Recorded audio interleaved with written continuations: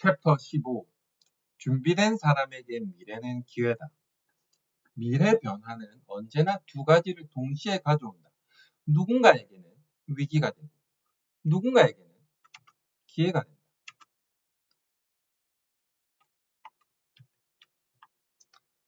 산업혁명도 그랬고 인터넷 시대도 그랬으며 스마트폰 시대도 마찬가지였다. 새로운 기술은 기존 질서를 흔든다. 그리고 그 과정에서 사라지는 것과 새롭게 등장하는 것이 동시에 생긴다. AI 역시 비슷한 흐름으로 움직일 가능성이 높다. 많은 사람들은 AI를 보며 두려움을 느낀다. 일자리가 사라질까봐, 경쟁에서 밀릴까봐, 변화 속도를 따라가지 못할까봐 불안해한다. 실제로 일부 사람들에게는 매우 거대한 변화가 될 가능성이 있다. 하지만 반대로 새로운 기회를 만드는 사람들도 등장할 가능성이 높다. 그리고 그 차이는 얼마나 빨리 준비했는가에서 갈릴 가능성이 있다. 위기와 기회는 동시에 온다. 새로운 시대는 항상 불안하다. 왜냐하면 기존 방식이 흔들리기 때문이다.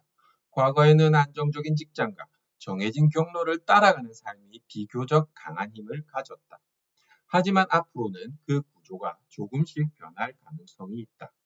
AI와 자동화는 반복 업무를 줄이고 조직 구조를 바꾸며 생산성 기준 자체를 변화시키기 시작하고 있다.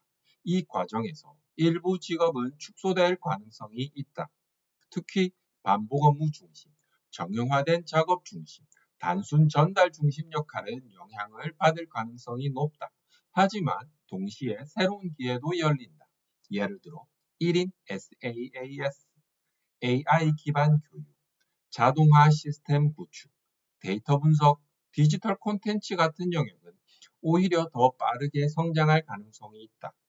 과거에는 큰 자본과 조직이 있어야 가능했던 일들이 이제는 개인이나 작은 팀도 도전 가능한 영역으로 바뀌고 있다.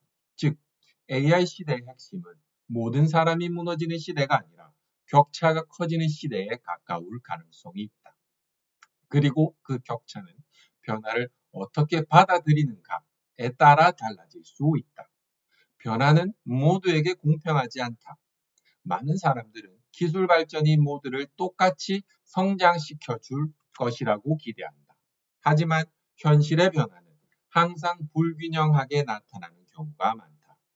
인터넷 시대에도 누군가는 새로운 시장을 만들었고 누군가는 변화에 적응하지 못했다. 스마트폰 시대도 마찬가지였다. AI 역시 비슷한 흐름으로 갈 가능성이 높다. 특히 앞으로는 AI를 활용하는 사람과 활용하지 못하는 사람 사이의 생산성 차이가 크게 벌어질 가능성이 있다. 예를 들어 같은 시간을 사용해도 AI를 활용해 자동화하는 사람, AI를 활용해 학습 속도를 높이는 사람, AI를 활용해 결과물을 만드는 사람은 훨씬 더 많은 결과를 만들 가능성이 있다.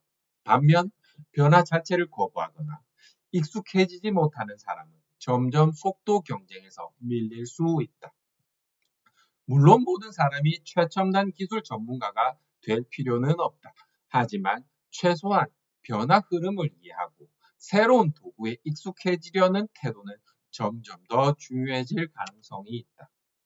AI 시대에는 정보 자체보다 적응 속도가 더 중요한 경쟁력이 될 수 있다. 그리고 그 차이는 시간이 지날수록 더 크게 벌어질 가능성이 있다. 결국 남는 사람들. 시대가 크게 변할 때마다 항상 살아남는 사람들이 있었다. 그들은 완벽한 사람들이 아니었다. 처음부터 모든 것을 알고 있던 사람들도 아니었다. 오히려 대부분은 계속 배우고, 계속 수정하며, 계속 움직였던 사람들에 가까웠다. 미래 시대에도 비슷할 가능성이 높다. 앞으로 중요한 것은 완벽함보다 지속성, 적응력, 실행력에 가까워질 가능성이 있다. AI 시대에는 기술 자체보다 그 기술을 어떻게 활용하는가가 더 중요해질 가능성이 높다. 그리고 결국 강해질 가능성이 있는 사람들은 계속 배우는 사람, 직접 만들어 보는 사람, 변화를 두려워만 하지 않는 사람, 작은 시도라도 반복하는 사람일 가능성이 높다. 미래를 완벽하게 예측할 수 있는 사람은 없다. 하지만 분명한 것은 세상은 빠르게 변하기 시작했다는 점이다. 그리고 변화의 시대에는 가만히 있는 사람보다 조금씩이라도 움직이는 사람이 훨씬 유리해질 가능성이 높다. 미래는 기다리는 사람에게 오는 것이 아니다. 준비하기 시작한 사람에게 먼저 도착할 가능성이 높다.